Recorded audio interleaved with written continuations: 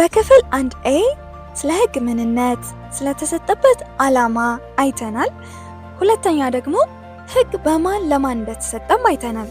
ሕግ የተሰጠው በእግዚአብሔር አማካኝነት ለተመረጡት ለእስራኤል ልጆች ብቻ እንደሆነ አይተናል። እንግዲህ ከመጽሐፍ ቅዱስ ነው እያንዳንዱን ነገር እየመረመርን የነበረው። ዛሬም ደግሞ ብሉይ ኪዳን መቼ ጀመረ፣ ለማንስ ተሰጠ የሚለውን እንቀጥላለን ማለት ነው። እንግዲህ በመዝሙር 149 ቁጥር 19 ላይ ቃሉን ለያዕቆብ ሥርዓቱና ፍርዱን ለእስራኤል ይናገራል። ለሌሎች አሕዛብ ሁሉ እንዲህ አላደረገም ፍርዱንም አልገለጠላቸውም ብሎ ስለሚል ለሌሎች አሕዛብ እንዲህ አይነት ሥርዓት ወይም ኪዳን አልገባላቸውም። እግዚአብሔር ሌሎችን ሕዝቦች ሕዝቤ ብሎ አልጠራም።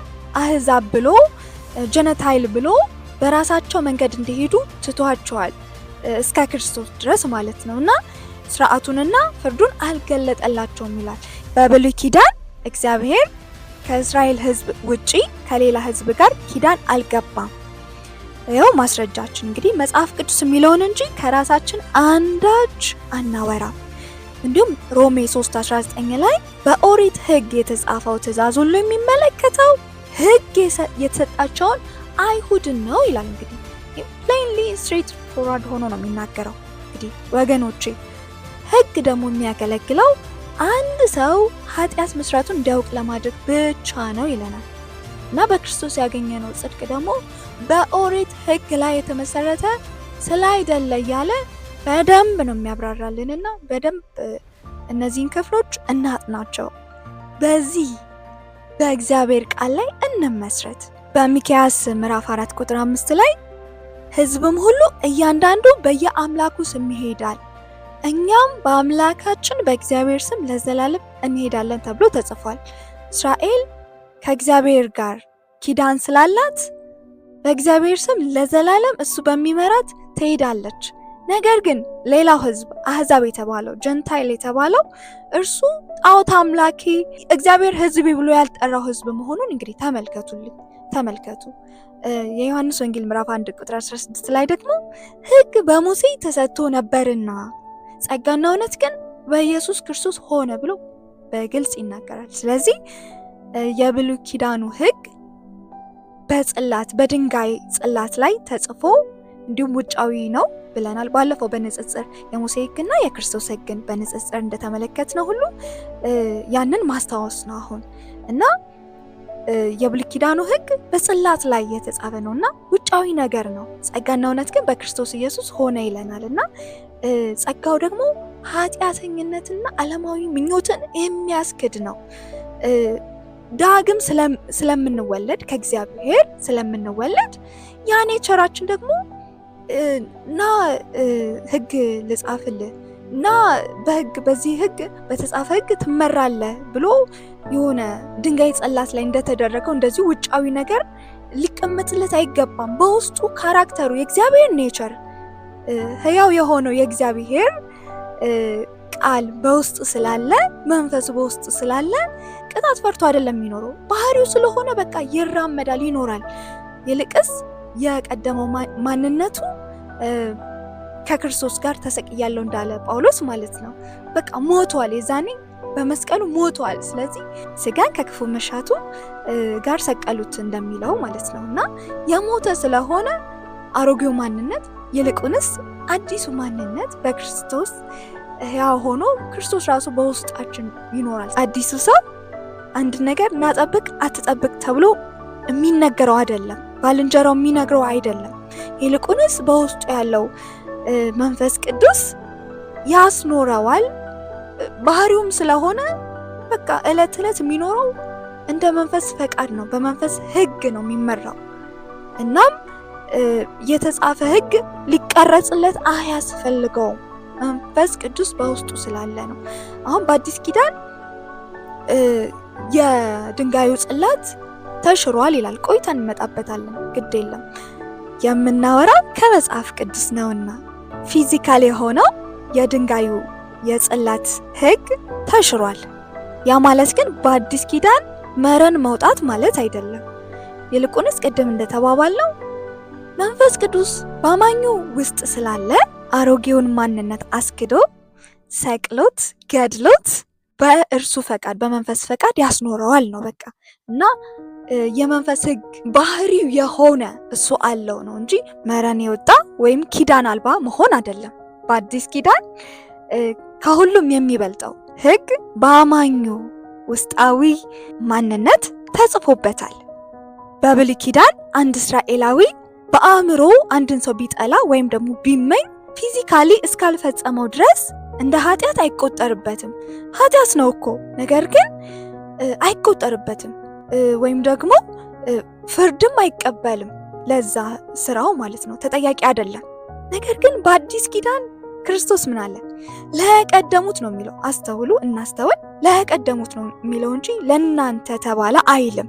ስለዚህ ለቀደሙት አትግደልንም አንስቷል። የተለያዩ ህጎችን ወደ አዲስ ኪዳን የሚያሻግራቸውን ህጎች አነሳና እንደገና ሪዲፋይን ከነሱም ሪዲፋይን አደረጋቸውና ለቀደሙት አትግደል እንደተባለ ሰምታችኋል፣ ነገር ግን እላችኋለሁ ወንድሙን የሚጠላ ይሄ ይገባዋል ብሎ እንደገና ህግን ሪዲፋይን አደረገው።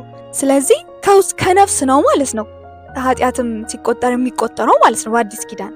እና ያንን ግን የሚያስክድ የእግዚአብሔር ጸጋ ስለተሰጠ አማኝ በአሮጌው ማንነቱ ሳይሆን በመንፈስ ቅዱስ ችሎታ በአዲሱ ማንነት እንዲመላለስ ራሱ መንፈስ ቅዱስ ይረዳዋል ማለት ነው። ጌታ ኢየሱስም እኮ በእኔ ኑሩ እኔም በእናንተ አለ እኮ። እና በሱ ስንኖር ደግሞ ልክ አንድ ዛፍ ፍሬ የሚያፈራው ፍሬ የሚሰጠው ፍሬው ራሱ የሚፈራው ከግንዱና ከስሩ በሚመነጭለት የትኛውም ኢሴንሻል ኒውትሪየንትስ ስለሆነ ያ ካልሆነ ግን ከዛ ጋር ግራፍትድ ካልሆነ ወይም ካልተጣበቀ ማፍራት እንደማይችል ሁሉ ፍሬው ወይም ደግሞ በለጋነቱ ወድቆ እንደሚበሰብስ ሁሉ እኛም ግን ግራፍትድ ብንሆን ማፍራት እንችላለን ከግንዱ ከስሩ ከዋናው የተነሳ። ነገር ግን እኛ ቅርንጫፎች የሆነን ከግንዱ ጋር ባንጣበቅ ህልውና የለንም፣ ሙት ነን ማለት ነው። ስለዚህ አዲስ ኪዳን ላይ ህግ ሳይሆን የሚገዛው ወይም ሞግዚት የሆነው መንፈስ ቅዱስ ነው። የመንፈስ ህግ ነው ራሱ ክርስቶስ ነው። ክርስቶስ በውስጣችን ካለ ፍሬው የሚታየው ማኒፌስት የሚያደርገው ከእርሱ የተነሳ ይሆናል ማለት ነው። በሮሜ 9:4 ላይ የእግዚአብሔር ቃል እንዲህ ይላል፣ እነርሱ እግዚአብሔር ከዓለም ሕዝብ ለይቶ የመረጣቸው ልጆቹ ያደረጋቸው ክብሩን የገለጠላቸው ቃል ኪዳን የገባላቸው ሕጉን የሰጣቸው የአምልኮውን ስርዓት ያስተማራቸው የተስፋውንም ቃል የሰጣቸውና የ12ቱ ነገደ እስራኤል አባቶች ዝርያ ናቸው።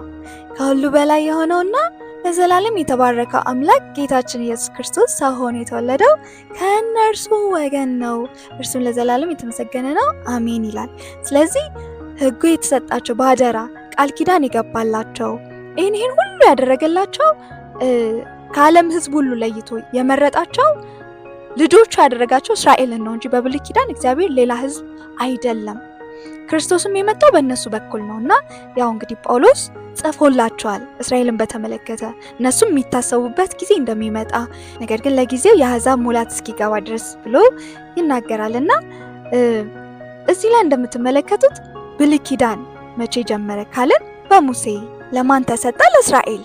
ሮሜ 3:1 ላይ ደግሞ ታዲያ ነገሩ እንዲህ ከሆነ አይሁዳዊ በመሆን የሚገኘው ጥቅም ምንድን ነው?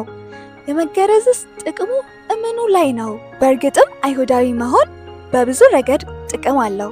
ምክንያቱም እግዚአብሔር በመጀመሪያ ቃሉን እንዲጠብቁ አደራ የሰጣቸው ለእነርሱ ነበር። ከእነርሱ መካከል አንዳንዶቹ የተሰጣቸውን ሕግ በታማኝነት ጠብቀው አልተገኙም። ታዲያ እነርሱ የተሰጣቸውን ሕግ ሳይጠብቁ በመቅረታቸው እግዚአብሔር የሰጣቸውን ተስፋ ሳይፈጽምላቸው ቢቀር ቃል አባይ ሊያደርገው ይችላል? ፈጽሞ አይችልም። በመጽሐፍ የተናገርከው እውነት ሆኖ ይገኛል፣ ባለጋራህንም በፍርድ ትረታዋለህ ተብሎ እንደተጻፈ ሰዎች ሁሉ ሐሰተኞች ቢሆኑ እግዚአብሔር እውነተኛ ነው ብሎ ይናገራል።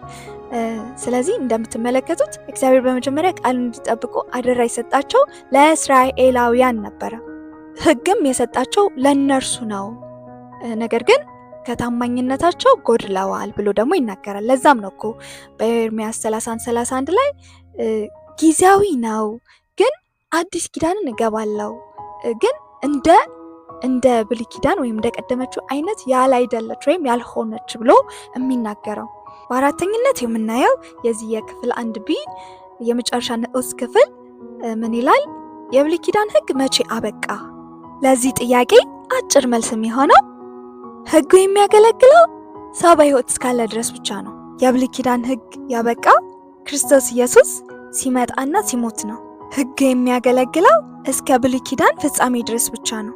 የእግዚአብሔር ቃል በሮሜ 7:1 ላይ እንዲህ ይላል፣ ወንድሞቼ ሆይ ሕግን ጠንቅቃችሁ የምታውቁ ናችሁና መቼም ሕግ በሰው ላይ ስልጣን ያለው ሰውየው በሕይወተ ሥጋ እስካለ ድረስ ብቻ መሆኑን ትገነዘባላችሁ። አንዲት ባለትዳር ሴት ባሏ በሕይወተ ሥጋ እስካለ ድረስ በጋብቻ ውል የታሰረች ናት። ባሏ ከሞተ በኋላ ግን የጋብቻ ውል እንደቀረ ስለሚቆጠር ከታሰረችበት የጋብቻ ሕግ ነፃ ትሆናለች። ባሏ በሕይወተ ሥጋ እያለ ግን ሌላ ወንድ ብታገባ በሕግ ፊት እንዳመነዘረች ትቆጠራለች። ባሏ ከሞተ በኋላ ግን ከታሰረችበት የጋብቻ ሕግ ነፃ ስለምትሆን ሌላ ወንድ ማግባት ትችላለች። አመንዝራ ተብላም አትቆጠርም። እንዲሁም ወንድሞቼ ሆይ በክርስቶስ ሞት አማካኝነት ለኦሪት ሕግ እናንተ ሞታችኋል። አሁን ግን ለእግዚአብሔር አገልግሎት የተለያችሁ እንድትሆኑ ከሞት የተነሳው የጌታችን የኢየሱስ ክርስቶስ ገንዘቦች ሆናችኋል። ለስጋችን ፈቃድ ተገዝተን በነበርንበት ዘመን ሕጉ ያሳወቀን ክፉ ምኞቶች በልቦናችን እየተጠነሰሱ የእግዚአብሔርን ትእዛዝ ስናፈርስ ኃጢአት በመስራታችንም የሞትን ፍሬ ስናጭድ ኖረናል። አሁን ግን ከክርስቶስ ጋር አብረን በመሞታችን አስሮ ይገዛን ከነበረው ከሕግ ባርነት ነፃ ወጥተናል። ከእንግዲህ ወዲህ የምናገለግለው ከመንፈስ ቅዱስ ባገኘነው አዲስ ሕይወት እንጂ በኦሪት ሕግ መሰረት አይደለም። ሃሌሉያ! ይህ የእግዚአብሔር ቃል ነው። እኔ ምንም የምጨምርበት ነገር የለም፣ የምቀንሰው ነገር የለም። እንደምታዩት ያነበብኩት የእግዚአብሔርን ቃል ነው። ምን አለ? ሕግ በሰው ላይ ስልጣን ያለው ሰውየው በሕይወተ ሥጋ እስካለ ድረስ ብቻ መሆኑን ታውቃላችሁ፣ ትገነዘባላችሁ አለ እና ምሳሌ ሰጠ። ስለ ትዳር አንስቶ ምሳሌ ሰጠ። ከዛ ምን አለን? አሁንም እንደዚሁ እናንተ በክርስቶስ ሞት አማካኝነት ለኦሪት ሕግ እናንተ ሞታችኋል አለ። ስለዚህ አሁን ከክርስቶስ ጋር አብረን በመሞታችን ምክንያት አስሮ ይገዛን ከነበረው ባሪያ ከሚያደርገው ከሕግ ባርነት ነፃ ወጥተናል። ከእንግዲህ ወዲህ የምናገለግለው ከመንፈስ ቅዱስ ባገኘነው አዲስ ሕይወት እንጂ ምን አለ? በኦሪት ሕግ መሰረት አይደለም። ይህ የእግዚአብሔር ቃል ነው። ተመልከቱ፣ ሮሜ 10:4 ላይ የሚያምኑ ሁሉ ይጸድቁ ዘንድ ክርስቶስ የሕግ ፍጻሜ ነውና ይላል። ሕያው ቃል ምን ይላል? በእርሱ የሚያምኑ ሁሉ እንዲጸድቁ ክርስቶስ ሕግን ፈጽሞላቸዋል። ስለዚህ ሕግን በመጠበቅ ለመጽደቅ አይቻልም ይላል። ስለዚህ እኛን ሰብስቲቲዩት አድርገው ክራይስት ሕግን ፈጸመልን። ከዚህ በኋላ ዕዳ እስረኛ አይደለንም። እንዳንረሳ፣ እውነት ወገኖች ታማኝ እንሁን፣ እንዳንረሳ። ከዚህ በኋላ ከሕግ በላይ ናችሁ ተብለናል። እንዳንረሳ አደራ። እናም ወገኖች እንደምትመለከቱት ብሉይ ኪዳን በክርስቶስ ሞት አከተመ።